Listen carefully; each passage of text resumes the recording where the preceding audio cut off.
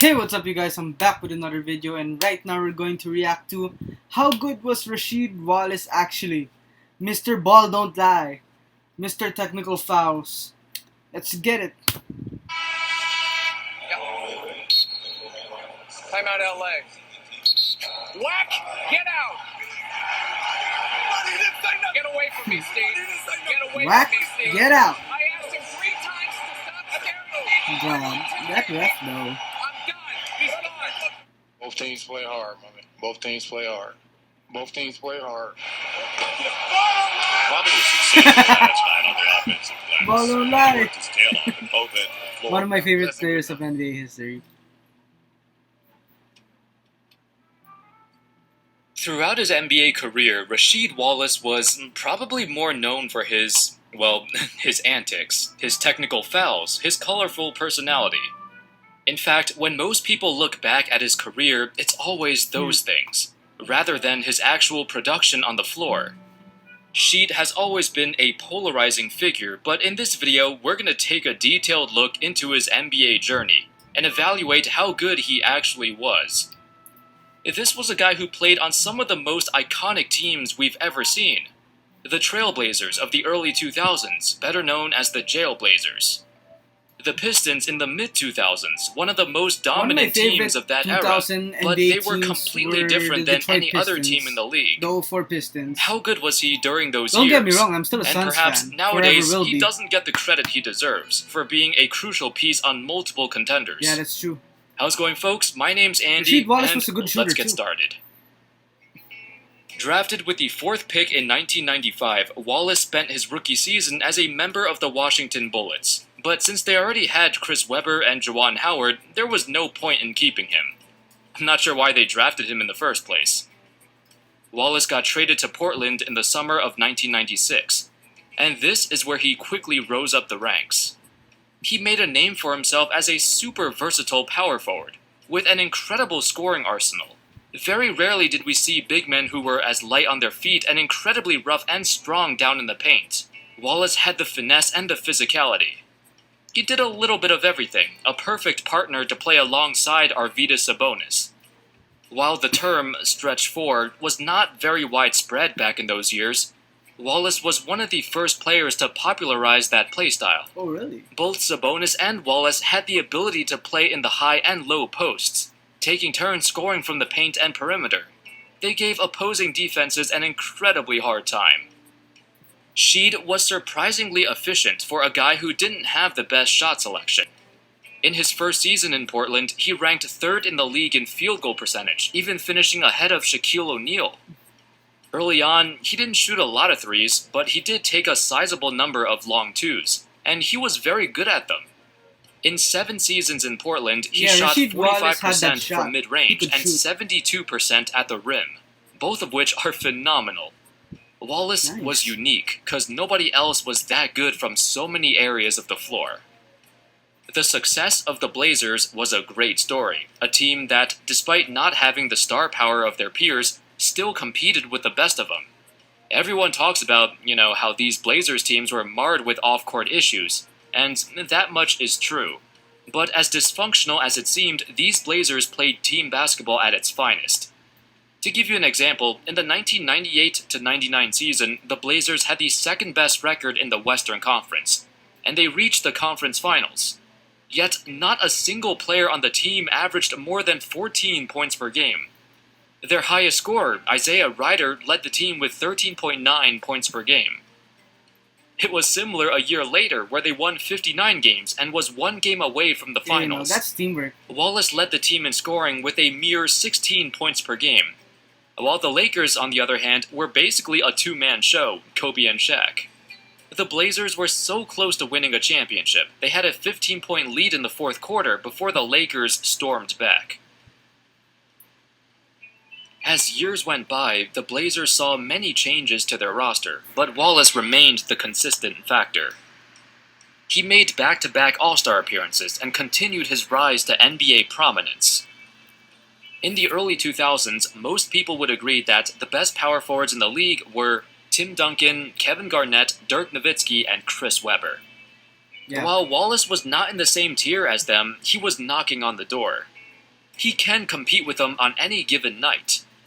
As the Blazers overhauled their roster, Wallace saw a wave of new teammates, many of whom were a bad influence.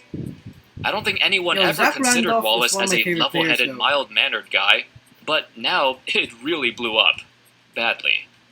His technical fouls were getting out of control, leading the league for 3 straight years and setting the all-time record with 41 techs in a single season. I don't even think that's possible today. You'd be Yeah, it's suspended before getting that many. The rules on technical fouls changed directly because of Wallace. The NBA wanted to clean up the league, and now they give harsher penalties for every tech you get.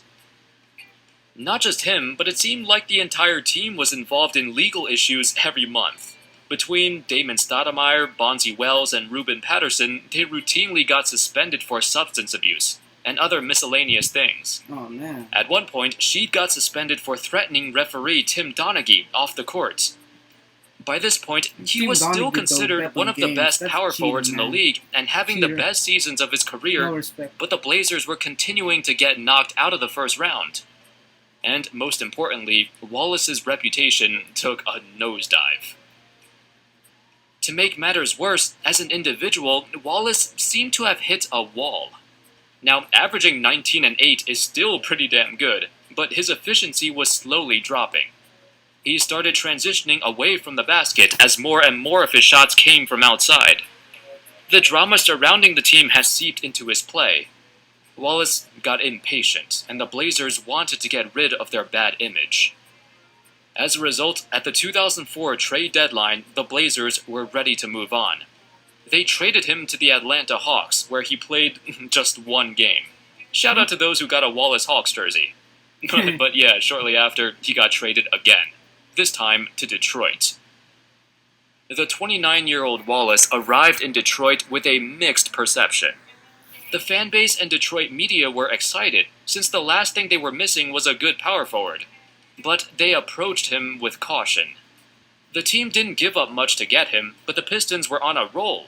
Even before trading for Wallace, they've been doing quite well, hoping for a successful postseason. They feared his acquisition would ruin the chemistry, due to his, character issues. And he was kind of a wild card. That wasn't just the perception of the fans, though. Even many members of the front office were hesitant to trade for him. They had lengthy discussions of whether or not adding him was a good idea. However, one guy, Joe Dumars, the executive of the year and president of the Pistons, assured everyone that Wallace would be the perfect fit for this team. One of the most underrated. When questioned shooting guards. about this, Dumars responded, "Character issues never entered into our decision-making process. Everywhere he's been, his teammates and coaches rave about him as a teammate and as a guy to coach. His issues have always been about getting calls." Almost immediately, Wallace was accepted in Detroit, and it turns out he was exactly what they were missing. Looking back, most NBA writers agree that this was the moment Detroit went from being a solid playoff team to a legitimate contender. Arguably the most impactful trade deadline deal in NBA history. Surrounded by older veterans, a great staff, and a franchise with a mission, Wallace flourished. While his raw stats were not the same compared to Portland, his game evolved. He started to shoot more threes and became a respectable three-point shooter. His defense, which is something he wasn't known for, he turned that around too. Playing on a team with a heavy defensive identity, it couldn't help but rub off on him. The once hot-headed, erratic player developed a new reputation. While Ben Wallace was the anchor on the team, Rasheed was the glue. He brought everyone together and complemented the entire team so well. Hey, that's nice. Due to his versatility, he can space the floor, but also at this stage of his career, he bulked up a lot to guard opposing centers in a pinch. On offense, he was no longer the primary scorer, but he willingly listened to the coaches and fit in wherever they needed him. If a play was set up for rip, Wallace would scoot to the side and space the floor, in case he needs to pass it out. If they were running the pick and roll or pick and pop, Wallace was adept at rolling or popping a jumper. However, these Pistons teams were always known for their elite defense, and offense was a struggle. Rasheed didn't exactly fix their offensive woes, but he certainly softened them. He was never a great one-on-one player, but if you needed someone to throw the ball to and get a bucket or a foul, he was always there to help. Few players on the roster could create their own shots, but Sheed was one of them. They needed him to score, since his frontcourt partner, Ben, was not a scoring threat whatsoever. Not only that, but he developed into a true leader. Rip Hamilton and Chauncey Billups praised him as the guy who uplifted everyone in the locker room. He brought a sense of humor and camaraderie to a team that was very stoic. His work ethic and drive to win the title was far and above the rest of the squad, and that inspired all of his teammates.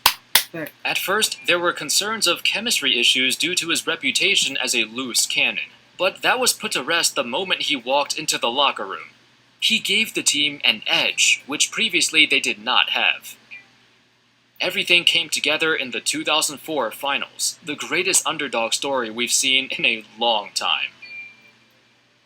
So, how good was Rasheed Wallace actually? Well, talent-wise, he was always a step below the top-tier power forwards of his generation. Nobody thought he was better than KG or Dirk or Duncan. At his peak in Portland, he was arguably a top 15-ish player in the league, arguably a top 5 power forward, right behind those aforementioned players. It's sad, because NBA media has reduced him to a meme, or a head case on the Jailblazers. That discredits all the good things people have said about him. He was never a bad teammate. He never made any of his teams worse. His motivation to win and his leadership skills were overlooked, but that's what made him who he was. Perhaps he never reached his ceiling due to his early attitude problems, but overall, Wallace had a great career. A 4-time All-Star, a champion, but unfortunately not a Hall of Famer. Anyway, that's all folks. Thank you all so much for watching. Alright guys, that's the end of the video. Another great video by Andy Hoops. Thank you guys so much for watching. Peace.